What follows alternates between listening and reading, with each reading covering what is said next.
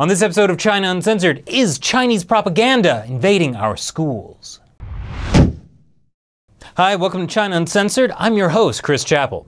Now, when I hear something being called an important part of China's overseas propaganda setup by the former head of China's propaganda department, so much so that China has spent over $10 billion on it in 4 years alone, when a U.S. House Foreign Affairs Subcommittee says that same thing has been accused of engaging in industrial and military espionage, and when the director of Canada's FBI says that this thing is controlled by Chinese embassies and consulates, I can only come to one conclusion. This thing belongs in our schools! Okay, at first blush this seems kind of crazy, but when you really take a good look at it, you realize that it's even crazier. I'm of course talking about the now infamous Confucius Institutes. So aside from being a multi-billion-dollar affair championed by the head of China's propaganda department that may engage in industrial and military espionage, Confucius Institutes also offer free Chinese language classes to schools. I want to sign up right now. Then I can learn Chinese by singing songs like I Love Beijing Tiananmen, our mighty leader Chairman Mao leading us all forward. I'm making up the tune, but the lyrics are real. That song was actually featured in a textbook used by Confucius Institutes. Now, believe it or not, when it was discovered that the Toronto District School Board, the fourth largest school board in North America and largest in Canada, was apparently pushing forward a deal with the Confucius Institutes without letting anyone know the details, a handful of parents got upset. Okay, I guess that was a little more than a handful. That footage was actually sent to me by someone on the scene who happens to be a fan of China Uncensored.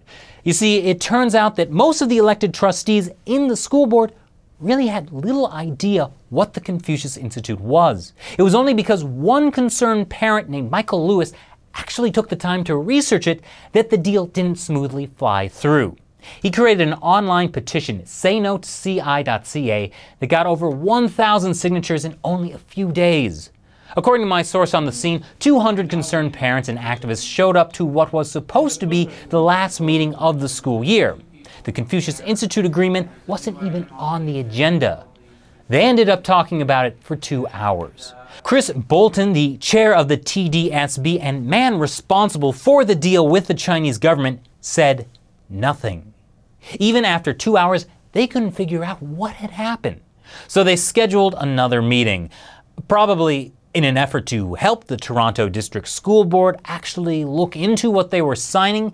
The 47,000-member American Association of University Professors released a statement accusing Confucius Institutes of flouting basic rules of academic freedom and integrity.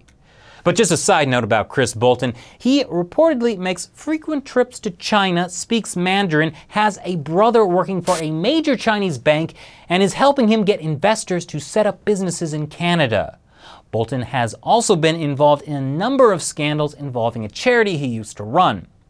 But he weathered those scandals. 2 days after this happened, he suddenly and mysteriously retired with only 5 months left in his term. So when the next meeting happened, this time with around 500 outside, including Tibetans, Uyghurs, and Taiwanese protesters, the only man who could have answered questions about the deal with the Confucius Institute wasn't there. Apparently, what came out after the trustees reviewed the minutes was that Chris Bolton entered negotiations with the Confucius Institute in 2009. 2012 was the first time it ever came before the Board of Trustees, and that was only 2 brief bullet points. By the next time Confucius Institute was brought up, the contract had already been signed without even a discussion or review of the contract where a counter-argument could have been made. No wonder the trustees knew nothing about the Confucius Institute. Now, there was one person at this meeting last week that knew anything about the contract. That was a lawyer who had been there for the negotiation process. But he said he couldn't say anything because the contract was confidential, which is unusual for a deal being made by elected officials that affects a school district. That was actually a point made by the American Association of University Professors that most agreements establishing Confucius Institutes feature non-disclosure clauses and unacceptable concessions to the political aims and practices of the government of China. Whew! This must be a special summer episode of China Uncensored because this one is extra shady. To help show the parents just how baseless their fears were that the Confucius Institute was being controlled by the Chinese government, the Chinese government wrote 2 letters to the Toronto School Board saying if they suspended the Confucius Institute, there would be great damage done to Chinese-Canadian relations. Despite the outcry, the school board did not terminate the contract, but only decided to delay a decision until a later date. But Chris Bolton hasn't fallen off the edge of the earth. He's still totally open and honest about the whole thing.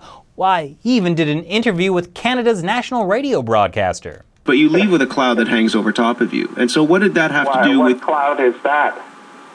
I don't have any clouds. Nothing but sunny skies and opportunities.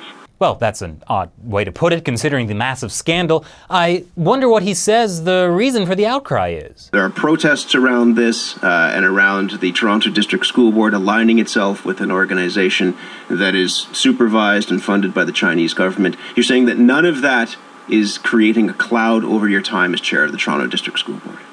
No, that's why it took, actually, the Confucius Institute is why I didn't announce earlier in the week, because I was so concerned about the Confucius Institute that I wanted to be there on Wednesday night last when the planning and priorities meeting was happening. I am very pleased with the Confucius Institute, and by and large, the people who are complaining about the Confucius Institute are aligned with the Falun Gong. So let me get this straight. One of the TDSB trustees, Irene Atkinson, said she's getting 200 emails a day from anxiety-ridden people who want nothing to do with the Institute, and Bolton is blaming it all on Falun Gong. Since when do elected Canadian officials start sounding like Chinese Communist Party officials?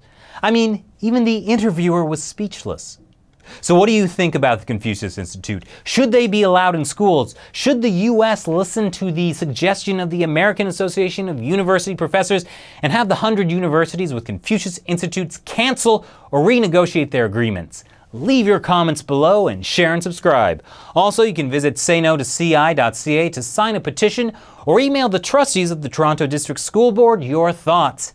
Thanks for watching this episode of China Uncensored, and one more time for the road, our mighty leader, Chairman Mao, leading all of us forward.